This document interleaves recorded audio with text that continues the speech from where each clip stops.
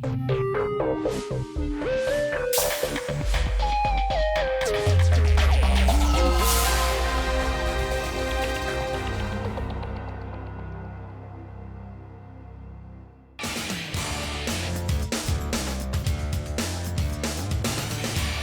the artistes of the Circus FlicFlac perform their stunning acrobatics, it's all a question of nerves.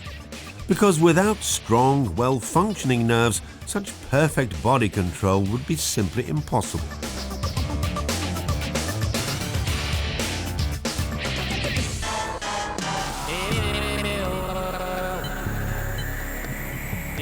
The young stars on the program are Tatjana Kastein and Alona Jouravel, both 15 years old. The two handstand specialists maintain their balance even when they're upside down. This is made possible by the network of nerve tracts that runs throughout the human body.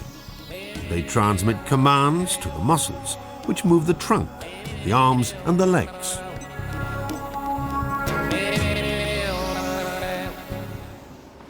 Tatjana and Alona train with great enthusiasm and have done ever since they were children. I've been an artiste now for 2 years, but I've been training for much longer, ever since I was 6, in fact. I find things a lot easier now than I used to, far less strenuous. You just do things automatically. But what's behind these fascinating movements, indeed behind ordinary everyday movements?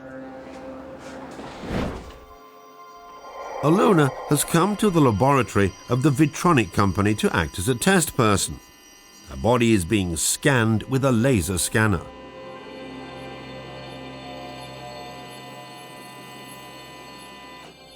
The data obtained are then used to produce a three-dimensional image of the girl.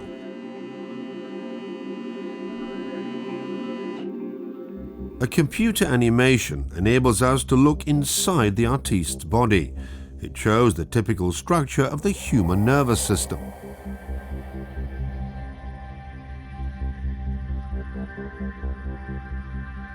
The brain and spinal cord together form the central nervous system. Nerves lead out from it to the organs and limbs. Electrical impulses travel along the nerve fibers. They ensure the interplay of the body's functions and of its movements.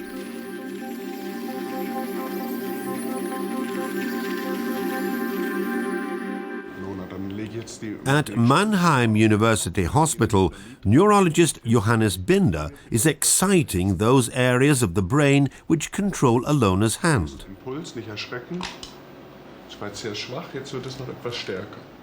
Electrodes attached to her fingers measure her reactions.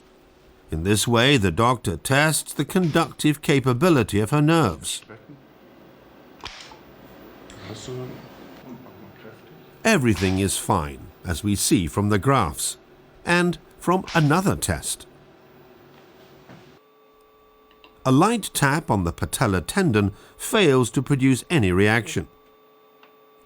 But a slightly firmer tap causes Alona's lower leg to jerk up. This shows that her spinal cord is in proper working order. Using another 3D model, we show what happens in this case inside the human body. Tensioned by the blow, the patellar tendon pulls on the extensor muscle of the thigh. The extension stimulus is transmitted to the spinal cord,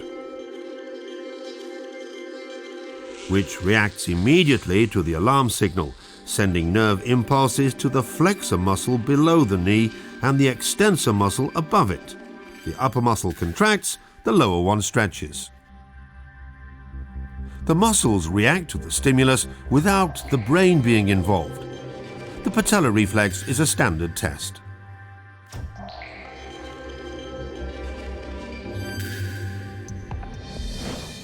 Reflexes protect us from injury. Alona withdrew her hand automatically.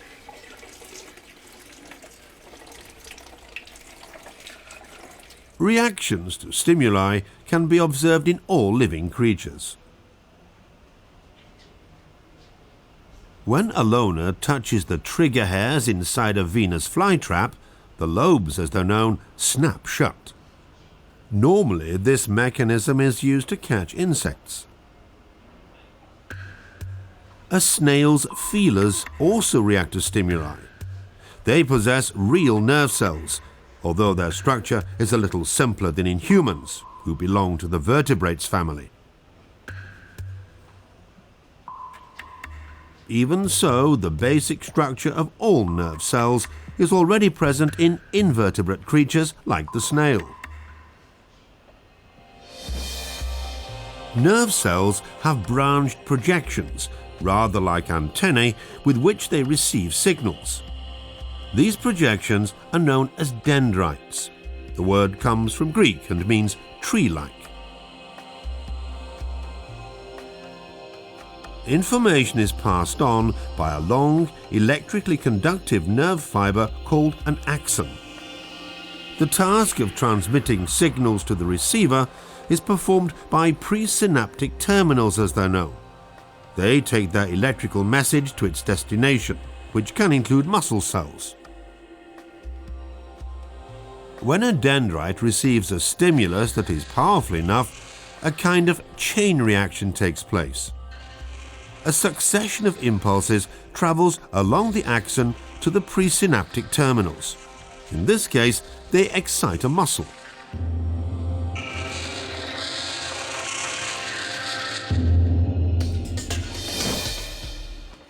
Alona and Tatiana attend the Circus's school.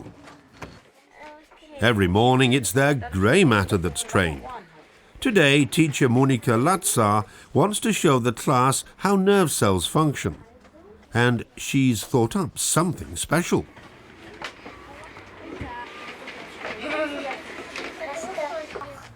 Outside the mobile classroom, she has the youngsters erect a row of dominoes. The effect, when one is tipped over, is very similar to what happens in the simple cells of invertebrates.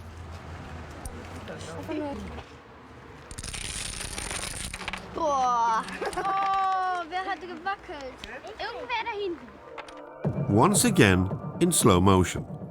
Step by step, this is how information is passed on.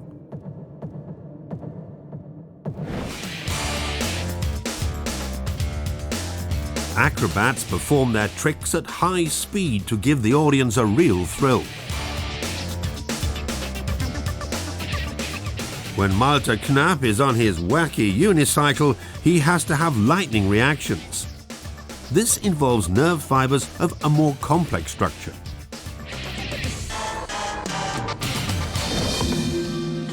In vertebrates, in other words, in man as well, large sections of each axon are sheathed in an insulating layer.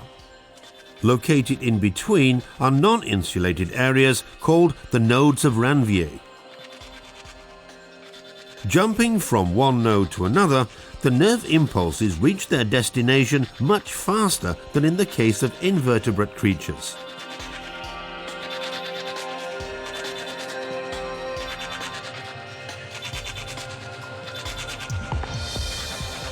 In this model, the insulation is represented by red rods, the nodes of Ranvier by dominoes. The first domino is about to fall against a rod, which will then knock over the next domino.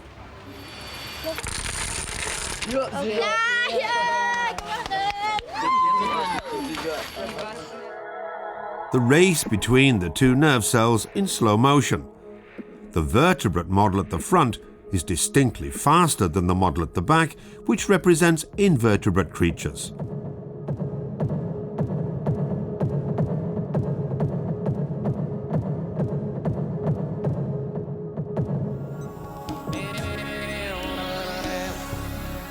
Tatiana is working on a new element of her act. In contrast to the reflexes, with which we react automatically to external stimuli, voluntary sequences of movements have to be learnt. We're helped in this by the brain. It processes information which we perceive with our senses. Tatiana's sense of touch, for instance, registers the slightest change in the pressure on her hands. Nerve cells continuously report these signals to the brain, which emits the necessary control commands via nerve tracts leading to the arms and legs. As a result, the artiste can adjust her movements so that she always maintains her balance.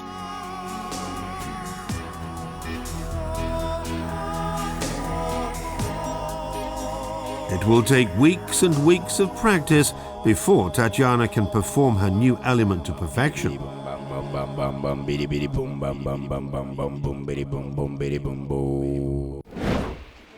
Alona is on her way to see Dr. Christina Szabo. Hallo Alona, du hast schon alles aus Metall abgelegt? Dann können wir reingehen. This room contains a magnetic resonance tomograph. It enables the brain to be watched at work, so to speak. We are interested in what goes on in Alona's head when she carries out certain movements. She can't do a handstand here, so she has to be content with simpler actions.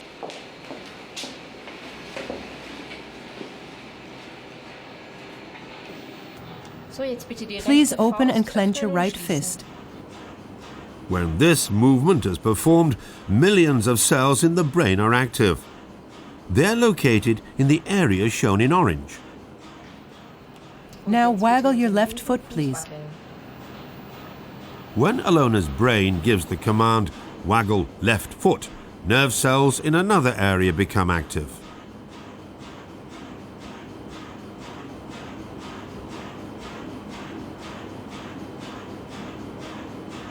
A comparison: on the left is the foot, the hand is on the right.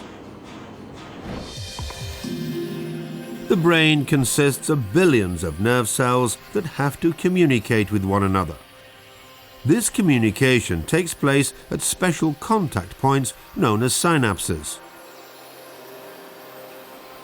When a nerve cell is excited electrically, the presynaptic terminals produce chemical messenger substances which transmit the information. On the receiver side, this information is again converted into an electrical impulse.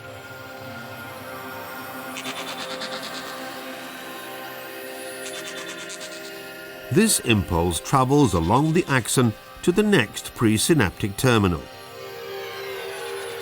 So nerve cells can communicate in two ways: chemically and electrically.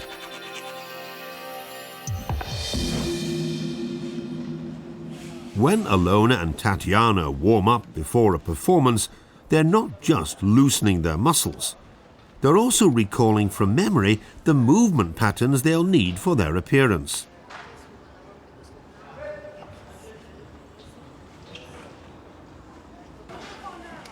Through their intensive training, they have stored programs in their brains.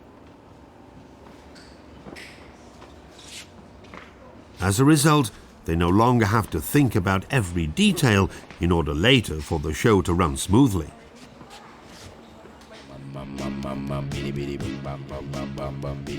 Alona in a rotating metal frame.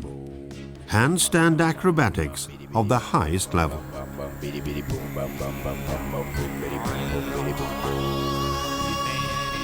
The artiste demonstrates in impressive fashion what extraordinary achievements are possible through the virtuoso interplay of the brain, the spinal cord, and the nerve tracts. A nerve network, which in some mysterious way organizes itself and is one of the greatest wonders of nature.